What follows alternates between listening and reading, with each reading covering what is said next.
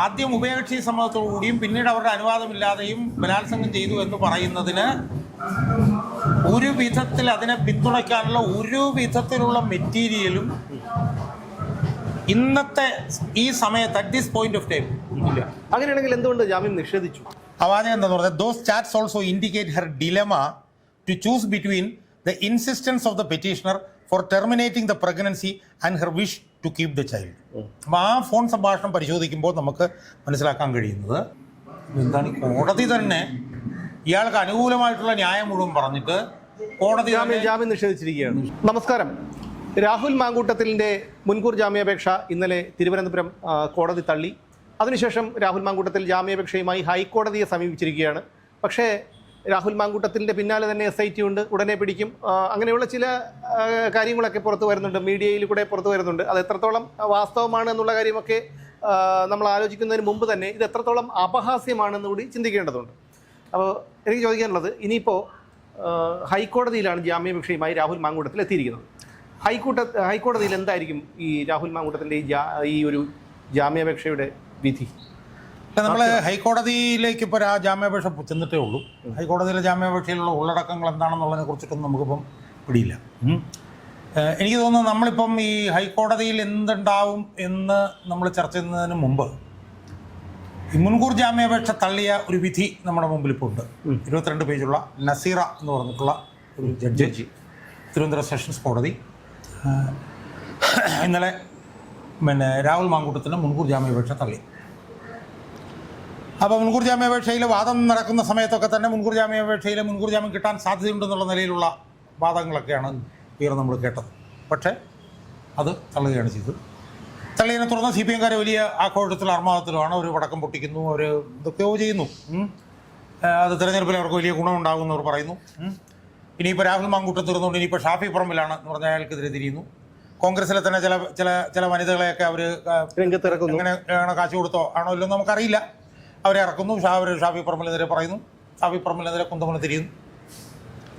പക്ഷെ നമ്മളിതിൻ്റെയൊക്കെ പശ്ചാത്തലത്തിൽ ഈ രാഹുൽ മാങ്കൂട്ടത്തിൻ്റെ വിഷയത്തിൽ സെഷൻസ് കോടതി പുറപ്പെടുവിച്ച വിധിന്യായം, ആ വിധിന്യായം സംബന്ധിച്ച്, ആ വിധിന്യായത്തിൽ പറയുന്ന കാര്യങ്ങൾ സംബന്ധിച്ചൊക്കെ നമ്മൾ ഒരല്പം ആഴത്തിൽ ഒന്ന് പരിശോധിക്കുന്നത് നന്നായിരിക്കും എനിക്ക് തോന്നുന്നു.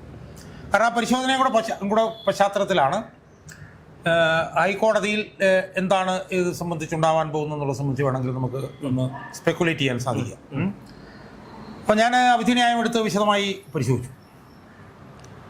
ആ വിധിന്യായത്തിൽ രാഹുൽ മാങ്കൂട്ടത്തിന് മുൻകൂർ ജാമ്യം നിഷേധിച്ചുവെങ്കിലും ആ വിധിന്യായം മൊത്തത്തിൽ നമ്മളെടുത്ത് പരിശോധിച്ചാൽ അത്ഭുതകരമെന്ന് തോന്നാം.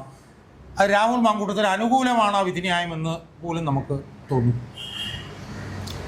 ഉദാഹരണത്തിന് ഇപ്പം BNSലെ വളരെ ഗുരുതരമായിട്ടുള്ള ഒരുപാട് വകുപ്പുകളുണ്ട്.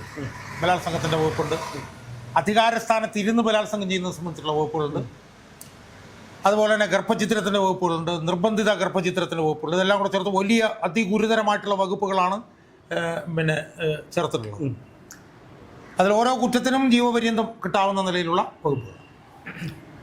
അപ്പോൾ നമുക്കറിയാം പ്രധാനപ്പെട്ട 2 ആരോപണങ്ങൾ ഇയാൾക്കെതിരെ ഉണ്ടായിരുന്നത്. ഒന്ന് ബലാത്സംഗം, ഒന്നിലധികം തവണ ബലാത്സംഗം ചെയ്തു എന്നുള്ളതാണ്. 2 ഗർഭചിത്രം, നിർബന്ധിത ഗർഭചിത്രം. ഇതിലാണ് പ്രധാനമായും ഉണ്ടായിരുന്ന ആരോപണം.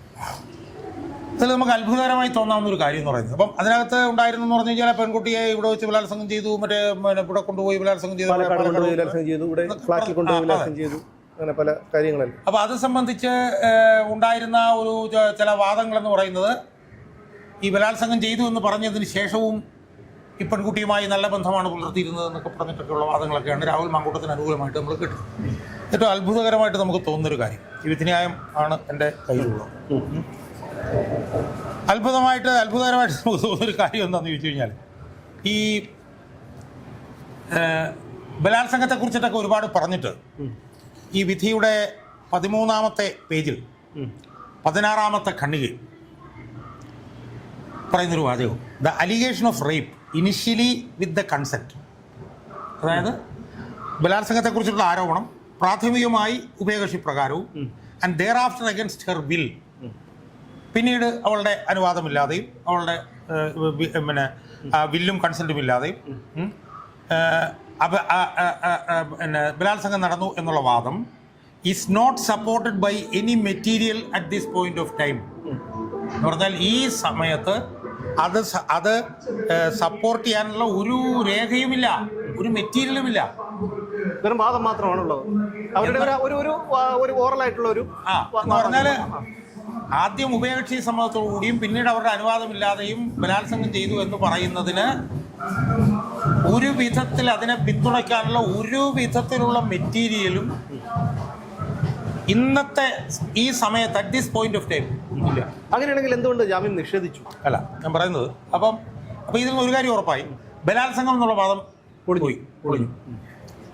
എന്നാലും ജാമ്യം നിഷേധിച്ചു. ജാമ്യം നിഷേധിച്ചു എന്ന് പറയുമ്പോൾ നിഷേധിക്കാൻ പറയുന്നൊരു കാരണം വേണമല്ലോ. അവിടേക്ക് നമ്മൾ വരുമ്പോഴാണ് നിർബന്ധിത ഗർഭഛിദ്രം എന്നുള്ളത് വെച്ചുകൊണ്ടാണ് ജാമ്യം നിഷേധിച്ചത്. അല്ല, ഈ നിർബന്ധിത ഗർഭഛിദ്രത്തിന് എന്താണ് തെളിവായിട്ട്? അതായത് അവിടെയും വളരെ ദുർബലമായിട്ടുള്ള ഒരു പ്ലാറ്റ്ഫോമിൽ നിന്നുകൊണ്ടാണ് ജാമ്യം നിഷേധിച്ചതെന്നാണ് ഈ വിധിന്യായം വായിച്ചാൽ നമുക്ക് മനസ്സിലാക്കാൻ കഴിയുന്നത്. ഈ നിർബന്ധിത ഗർഭഛിദ്രം എന്നുള്ള വാദം തെളിയിക്കാൻ വേണ്ടിയിട്ട് ബഹുമാനപ്പെട്ട കോടതി ഉപയോഗിച്ചിരിക്കുന്നത് ഇവർ തമ്മിലുള്ള ഒരു ടെലിഫോൺ സംഭാഷണം.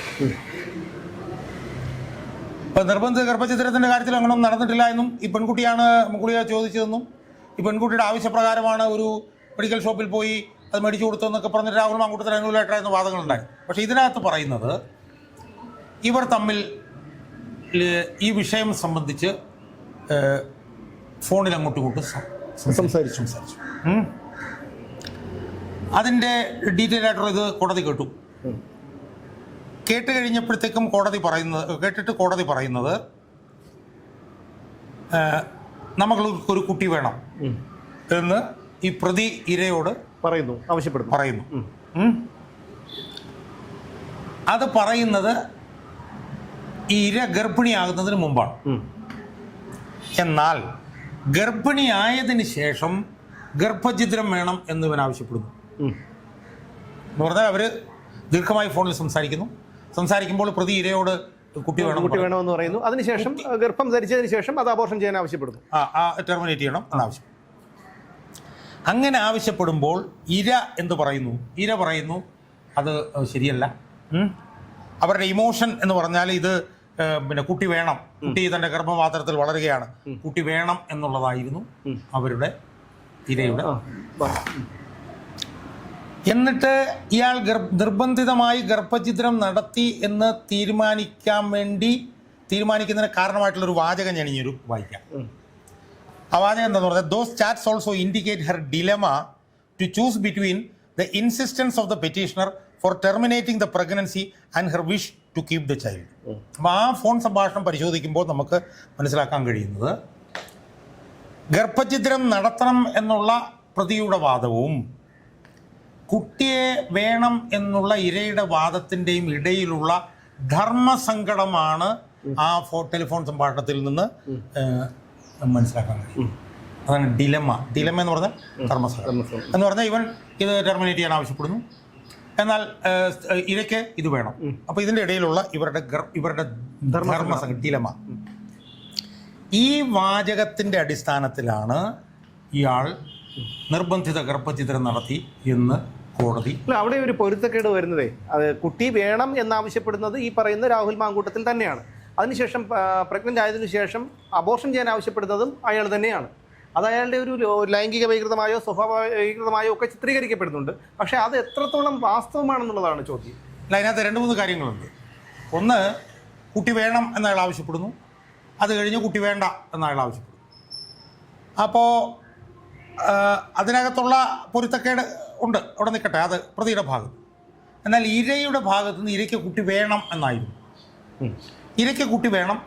പക്ഷേ ഇയാൾ ഗർഭഛിദ്രം വേണം എന്ന് ആവശ്യപ്പെട്ടു. ഇതാണ് ഡിലമ, ധർമ്മസങ്കടം. അപ്പോൾ എന്നിട്ട് കോടതി പറയുന്നത് എന്താണ്? ഇതൊരു ധർമ്മസങ്കടമായിരുന്നു, അതുകൊണ്ട് ഇതിൽ നിന്ന് അയാൾ നിർബന്ധിത ഗർഭഛിദ്രം നടത്താൻ ശ്രമിച്ചു എന്നതിന് പ്രാഥമിക തെളിവുണ്ട് എന്ന് പറയുമ്പോൾ അതിനകത്ത് വളരെ വലിയൊരു ദൗർബല്യമുണ്ട്. കാരണം ഇത് അയാൾ വേണമെന്ന് ആവശ്യപ്പെടുന്നു, ഇവർ വേണ്ടെന്ന് ആവശ്യപ്പെടുന്നു. അത് സംബന്ധിച്ചൊരു ധർമ്മസങ്കടത്തിൻ്റെ ഒരു ടെലിഫോൺ ചാറ്റ് മാത്രമാണ് അവരുടെ മുന്നിലുള്ളത്. ഒരു തെളിവ് അവരുടെ മുന്നിലില്ല.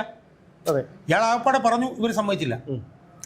എന്നാൽ ഇയാൾ നിർബന്ധിതമായി ഗർഭഛിദ്രം നടത്തിയത് സംബന്ധിച്ച് ഒരു തെളിവും കോടതിയുടെ മുന്നിലില്ല. അല്ല, അത് മാത്രമല്ല, രാഹുൽ മാങ്കൂട്ടത്തിൽ അധികമായിട്ട് കോടതിയിൽ ഹാജരാക്കിയ തെളിവിൽ പറയുന്നത് ഈ പെൺകുട്ടിയാണ് ഗർഭചിത്രത്തിനുള്ള ഗുളിക ആവശ്യപ്പെട്ടതെന്നും അതും ഒരു സുഹൃത്ത് വഴി സംഘടിപ്പിച്ച് എത്തിച്ചു എന്നുള്ള തെളിവുകൾ അദ്ദേഹം കൊടുത്തു എന്നൊക്കെയാണ് പുറത്തു വരുന്നത്. ആ തെളിവുകൾ പരിഗണിക്കാതെ ഒരു ടെലിഫോൺ സംഭാഷണത്തിൽ ഈ പെൺകുട്ടിക്ക് ധർമ്മസങ്കടം ഉണ്ടാകുന്ന ഒരു ഭാഗം എടുത്തു വച്ചിട്ട് ഇയാൾ നിർബന്ധിത ഗർഭചിത്രം നടത്തി എന്ന് പറയുന്നത് നിലനിൽക്കില്ല. ഒരു കോടതിയിലും മേൽക്കോടതിയിലും നിലനിൽക്കില്ല. ബലാത്സംഗം നടന്നില്ല എന്ന് ഇവർ തന്നെ പറയുന്നു. നിർബന്ധിത ഗർഭചിത്രം നടത്തി എന്നുള്ളതും നിലനിൽക്കില്ല. ഇനി ഏറ്റവും പ്രധാനപ്പെട്ട ഭാഗം അതല്ല. ഏറ്റവും പ്രധാനപ്പെട്ട ഭാഗം എന്ന് പറയുന്നത് ഇതിൻ്റെ 23-ാമത്തെ ഖണ്ഡികയാണ്. 23-ാമത്തെ ഖണ്ഡികയിൽ അവർ പറയുന്നത് എന്താണെന്നറിയാം? The court is not unmindful of the fact that frivolity in prosecution is also a fact that to be considered, and it is essential to see whether the complaint is raised only to harass and humiliate the petitioner. അതായത് ഈ prosecution എന്ന് പറയുന്നത് തട്ടിപ്പാണോ എന്നുള്ളത് പരിശോധിക്കണം.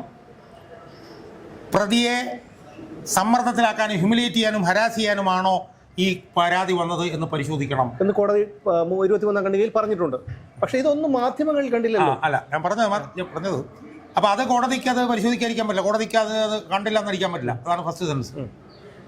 രണ്ടാമത്തെ sentence ആണ് എന്താണ്? In the back drop of the pursuing election and in view of the fact that the petition being a prominent politician lodging the complaint to ignite a controversy cannot be ruled out എന്ന് പറഞ്ഞാൽ 3 കാര്യങ്ങളാണ്. ഒന്ന്, തെരഞ്ഞെടുപ്പ് വരുന്നു. 2, ഇയാളൊരു പ്രധാനപ്പെട്ട രാഷ്ട്രീയ നേതാവാണ്. അതുകൊണ്ട് ഇതൊരു വിവാദം കത്തിക്കാൻ വേണ്ടിയിട്ടാണോ ഈ കംപ്ലൈൻറ്റ് കൊണ്ടുവന്നത് എന്നുള്ള കാര്യവും പരിഗണിക്കാതിരിക്കാൻ പറ്റില്ല എന്നാണ് കോടതി ഇതിൽ പറയുന്നത്, ഈ ഒരു ഖണ്ഡികയിൽ പറയുന്നത്. ഇനിയുണ്ട്, the court is not obvious of the scenario or backdrop upon which this complaint is initiated after a considerable delay. അതായത് വലിയ കാലതാമസത്തിന് ശേഷം ഈ പരാതി കൊണ്ടുവന്നത് സംബന്ധിച്ചും കോടതിക്ക് പരിശോധിക്കും. അപ്പോൾ കോടതി 2 കാര്യങ്ങൾ പറയുന്നതാണ്: ഫ്രീവലസ് ആയിട്ടുള്ള പ്രോസിക്യൂഷൻ, പെറ്റീഷനെ ഹരാസ് ചെയ്യാൻ വേണ്ടിയിട്ടുള്ള ശ്രമം, ഇത് വിവാദത്തിന് വേണ്ടിയാണ് കൊണ്ടുവന്നത്, കാലതാമസം, ഇതൊന്നും കണ്ടില്ലെന്ന് നടിക്കാൻ കോടതിക്ക് പറ്റില്ല എന്ന് പറഞ്ഞതിന് ശേഷമാണ് ഈ കോടതി പറയുന്നത് പ്രോസിക്യൂഷൻ തന്നിട്ടുള്ള തെളിവുകളിൽ നിന്നും പ്രഥമ ദൃഷ്ട്യാ ഇയാൾ കുറ്റം ചെയ്തിട്ടുണ്ട്. എന്താണ് കോടതി തന്നെ ഇയാൾക്ക് അനുകൂലമായിട്ടുള്ള ന്യായം മുഴുവൻ പറഞ്ഞിട്ട് കോടതി ജാമ്യം നിഷേധിച്ചിരിക്കുകയാണ്. അല്ല, അപ്പം അങ്ങനെ വരുമ്പോൾ ഇപ്പോൾ ഈ വിധിന്യായം എന്തായാലും മേൽക്കോടതിയിൽ എത്തുമ്പോൾ ഇത് കീഴ്ക്കോടതി കണ്ടെത്തിയ ഒരു വിധിന്യായത്തിൽ ഇതാണ് പറയുന്നതെങ്കിൽ തീർച്ചയായും നമുക്കൊരു അവിടെ നിന്നൊരു മുൻകൂർ ജാമ്യം അനുവദിച്ച് കിട്ടുമെന്ന് തന്നെയല്ലേ നമ്മൾ അതായത് ഈ വിധിന്യായമാണ് ഹൈക്കോടതിയിലേക്ക് പോകുന്നതെങ്കിൽ ഒരു 90% സാധ്യത ഇയാൾക്ക് മേൽക്കോടതിയിൽ നിന്ന് ജാമ്യം കിട്ടുന്നത്. കാരണം എന്താണെന്ന് വെച്ചാൽ ഇനി അയാൾ മേൽക്കോടതിയിൽ പുതിയ തെളിവുകളും കാര്യങ്ങളൊന്നും സമർപ്പിക്കണ്ട. മേൽക്കോടതി പരിശോധിക്കാൻ പോകുന്ന കീഴ്ക്കോടതിയിൽ ഈ വിധിന്യായമാണ്. ഈ വിധിന്യായത്തിൽ ബലാത്സംഗം തന്നെ തള്ളിക്കളഞ്ഞു. അപ്പോൾ ബലാത്സംഗം ഇല്ല. പിന്നെ അതിന് വെറും ഒരു ഓഡിയോ സന്ദേശം മാത്രമാണ് പറയുന്നത്. എന്ന് മാത്രമല്ല, ഇതൊരു ദുരുദ്ദേശവും രാഷ്ട്രീയ പ്രേരിതവും ഹരാസ് ചെയ്യാനും ഹ്യൂമിലേറ്റ് ചെയ്യാനും കൺസിഡറബിൾ ഡിലേക്ക് ശേഷവും ഇത് വിവാദം ഉണ്ടാക്കാനുമാണെന്നൊക്കെ ഇവർ തന്നെ പറയുന്നു. അപ്പോൾ ഫലത്തിൽ ഈ കീഴ്ക്കോടതി ജാമ്യം കൊടുത്തിട്ടുണ്ടെങ്കിൽ പോലും മേൽക്കോടതിയിൽ വരുമ്പോഴത്തേക്ക് ജാമ്യം തള്ളാൻ വേണ്ടിയിട്ടുള്ള ഒരു മുൻകരുതൽ ഈ ജഡ്ജ് ഈ വിധിക്കകത്ത് കൊണ്ടുവന്നിട്ടുണ്ടോ ന്യായമായും സംശയം. അങ്ങനെ ഒരു ന്യായമായ സംശയം ഉണ്ടാകുമ്പോൾ ഇത്ര ക്രിസ്റ്റൽ ക്ലിയർ ആയിട്ട് ഈ ഒരു വിധിന്യായത്തിൽ ഇവിടുത്തെ ജഡ്ജി തന്നെ പറയുമ്പോൾ ഒരുപക്ഷെ എന്തെങ്കിലും ഒരു സമ്മർദ്ദത്തിന് നമ്മൾ അങ്ങനെ ഒരു സംശയം ഉന്നയിക്കാൻ കഴിയുമോ എന്നറിയില്ല. അപ്പോൾ എങ്കിലും നമ്മൾ ഈ ഒരു വിധിന്യായം കൂട്ടി വായിക്കുമ്പോൾ എന്തെങ്കിലും ഒരു സമ്മർദ്ദത്തിന് വഴങ്ങി അങ്ങനെ ഒരു നിലപാടെടുത്തതാണ്. അല്ല, ഞാൻ ഇതിനകത്ത് എനിക്ക് ശരിക്കും എൻ്റെ മനസ്സിലേക്ക് ഓടി വരുന്നത് 2017 എന്നെ 8 ദിവസം ജയിലിലിട്ടല്ലോ. അപ്പോൾ എന്നെ ജയിലിട്ട ഉടനെ തന്നെ എൻ്റെ ജാമ്യാപേക്ഷ ചീഫ് ജസ്റ്റിസ് മജിസ്ട്രേറ്റ് കോടതിയിൽ വന്നു. 8 ഉടനെ. അപ്പോൾ അവിടെ പ്രോസിക്യൂഷൻ്റെ വാദമൊക്കെ നടന്നപ്പോഴത്തേക്കും ജഡ്ജ് പരിപൂർണമായി എനിക്ക് അനുകൂലമായിട്ടാണ് പ്രതികരിച്ചത്. എനിക്ക് ഓർമ്മയുണ്ട്. ആ പ്രതികരണമൊക്കെ കുറച്ച് നടത്തി കഴിഞ്ഞപ്പോൾ ജഡ്ജിനൊരു ഫോൺ വന്ന ഉടനെ എൻ്റെ ജഡ്ജ് കോടതി പിരിച്ചു വിട്ടിട്ട് ജഡ്ജി പോയി. എന്നിട്ട് ഉച്ച കഴിഞ്ഞ് ജഡ്ജി വന്ന് വാദം കേട്ടിട്ടാണ് എനിക്ക് ജാമ്യം നിഷേധിക്കുന്നത്. ഇവിടെയും സമാനമായിട്ടുള്ള ചില ഡെവലപ്മെൻറ്റ്സ് നടന്നിരിക്കുന്നു. വാദം കഴിഞ്ഞപ്പോഴത്തേക്കും ജഡ്ജ് എന്ത് ചെയ്യുന്നു? ജഡ്ജ് കോടതി പിരിച്ചു. അതും 12 മണിക്കാണ് അല്ലേ? പിരിച്ചു വിടുന്നു. അന്ന് കോടതി കേൾക്കുന്നില്ല. പിറ്റേ ദിവസം നോട്ട് ടു അറസ്റ്റ് കൊടുക്കുന്നു. നോട്ട് ടു അറസ്റ്റ് ആണോ അല്ലയോ എന്നുള്ളത് ആദ്യത്തെ സംശയം വരുന്നു. അപ്പം കോടതിക്ക് ഒരു സംശയമോ അല്ലെങ്കിൽ കോടതിയിലെ മേലെന്തെങ്കിലും ഒരു സമ്മർദ്ദമോ എന്തൊക്കെയോ നടന്നിട്ടുണ്ട് എന്നുള്ളത് കോടതി അകാരണമായി ഈ വിധി പ്രഖ്യാപിക്കുന്നത് മാറ്റിവെച്ചതിൽ നിന്ന് നമുക്ക് മനസ്സിലാക്കാം. പിന്നെ അങ്ങനെ എന്തെങ്കിലും നടന്നിട്ടുണ്ടെന്നുള്ള നിലയിൽ നമ്മൾ സംശയിക്കാൻ കാരണം എന്താ? അങ്ങനെയല്ല നടന്നിട്ടുണ്ടെന്നുള്ളത് സംശയിക്കാൻ കാരണം വെച്ചാൽ പിണറായി വിജയനുമായി ബന്ധപ്പെട്ടുള്ള അഴിമതി കേസുകൾ ഹൈക്കോടതിയിൽ വരുമ്പോൾ ഹൈക്കോടതി ജഡ്ജിമാർ പോലും പിന്മാറുന്നു. ലാവൻ കേസ് സുപ്രീം കോടതി ആയിക്കോട്ടെ, രാജ്യത്തെ പരമോന്നത കോടതിയിൽ പോലും 10-50 തവണ നീട്ടിവെക്കുമ്പോൾ നമ്മൾ സംശയിക്കണ്ടേ? അതെ, കേരളത്തിൽ 3 ജഡ്ജിമാരാണ് പൊടുന്നതിനെ മാറുന്നത്, മനസ്സിലായി? എന്ന് മാത്രമല്ല, ജഡ്ജിമാരുടെ മേലും സ്വാധീനം ചെലുത്താൻ യാതൊരു മടിയില്ലാത്ത ഒരു നേതാവ് ഇവിടെ ഭരിച്ചുകൊണ്ടിരിക്കുകയാണ്, മനസ്സിലായോ? ലോവർ ജുഡീഷ്യറിയാണ്. ലോവർ ജുഡീഷ്യറിയെ സംബന്ധിച്ചിടത്തോളം അവരുടെ ട്രാൻസ്ഫറും പോസ്റ്റിങ്ങും പ്രൊമോഷനും എല്ലാം തീരുമാനിക്കുന്നത് സംസ്ഥാന സർക്കാരാണ്. ഇത് സംസ്ഥാന സർക്കാരിനെ സംബന്ധിച്ചിടത്തോളം വളരെ പ്രമാദമായിട്ടുള്ളൊരു കേസാണ്. അപ്പോൾ അതുകൊണ്ട് തന്നെ അത്തരത്തിലുള്ള എന്തെങ്കിലും സംശയം ഉണ്ടായാലും തെറ്റിദ്ധരിക്കാൻ പറ്റില്ല. അവസാനമായി എനിക്കൊരു കാര്യം പറയാനുള്ളത്, ഈ വിഷയം സംസ്ഥാന സർക്കാരിനെയും പാർട്ടിയെയും അടുത്ത തെരഞ്ഞെടുപ്പിൽ ഏറ്റവും ദോഷകരമായിട്ടാണ് ബാധിക്കാൻ പോകുന്നത് എന്നാണ് എനിക്ക് ഈ നാട്ടിലുള്ള പ്രതികരണങ്ങളിൽ നിന്ന് മനസ്സിലാക്കാൻ കഴിയുന്നത്. അല്ല, തീർച്ചയായിട്ടും അത് ഏതൊരു കുറ്റവാളിക്കും അവൻ്റേതായ മനുഷ്യാവകാശം ഉള്ളൊരു നാടാണ് നമ്മുടേത്. പക്ഷെ അതുപോലെ നിഷേധിക്കപ്പെട്ടുകൊണ്ട് രാഹുൽ മാങ്കൂട്ടത്തിൽ തെറ്റുകാരനാണെങ്കിൽ അയാളെ വിധിക്കേണ്ടത് കോടതിയാണ്, അല്ലാതെ ഈ പറയുന്ന DYFIക്കാരോ അല്ലെങ്കിൽ മറ്റു ആരുമല്ല. അവർ ഈ വളരെ നമ്മളൊരിക്കലും കേരളത്തിൽ കണ്ടിട്ടില്ലാത്ത വിധം ഒരു എന്താണ് അത്രയ്ക്കും ഭീകരമായിട്ടുള്ള ഒരു സൈബർ ആക്രമണമാണ് അയാൾക്കെതിരെ നടന്നുകൊണ്ടിരിക്കുന്നത്. അപ്പം ഇങ്ങനെ ഒരു ആക്രമണം നടത്തുന്നവർ അയാൾക്കൊരു അമ്മയുണ്ട്, അല്ലെങ്കിൽ അയാളുടെ കാര്യം വിടാം, അല്ലെങ്കിൽ തന്നെ അയാളുടെ ഒരു അമ്മയുണ്ട്, അയാളുടെ കുടുംബാംഗങ്ങളുണ്ട്, ഇതൊന്നും അവർ ചിന്തിക്കുന്നില്ല. എത്ര ക്രൂരമായിട്ടുള്ള വാക്കുകളാണ് അവർ പറയുന്നത്.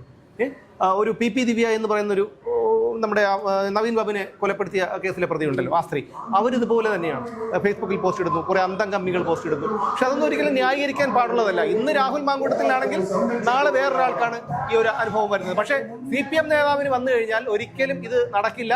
അവർ കൈകാര്യം ചെയ്യും. ഇതുപോലെയുള്ള സമൂഹ മാധ്യമങ്ങളിലൂടെയോ പരസ്യ പ്രസ്താവനയോ നടത്തിയാൽ അവന്മാർ കൈകാര്യം ചെയ്യും. അതാണ് നമ്മുടെ CPMന്റെ അവസ്ഥ. എന്തായാലും ഇത് ഒരിക്കലും ഒരു ന്യായമല്ല. ഒരാൾ തെറ്റ് ചെയ്തിട്ടുണ്ടെങ്കിൽ അയാൾ ശിക്ഷിക്കപ്പെടട്ടെ. അയാൾ പാർട്ടിയിൽ നിന്ന് തന്നെ പുറത്താക്കി വീണ്ടും പടക്കം പൊട്ടിക്കുന്നു. പിന്നെ നെടുമങ്ങാട്ടൊക്കെ ഞാൻ ചെന്നപ്പോൾ വെച്ചിരിക്കുന്ന ഒരു ഫ്ലെക്സ് ബോർഡ് ഉണ്ട്, രാഹുലിൻ്റെ ഫോട്ടോ വെച്ചിട്ട് DYFI തെമ്മാടികൾ വെച്ചിരിക്കുന്ന ഇത്. കാരണം അങ്ങനെ തന്നെ പറയേണ്ടി വരും.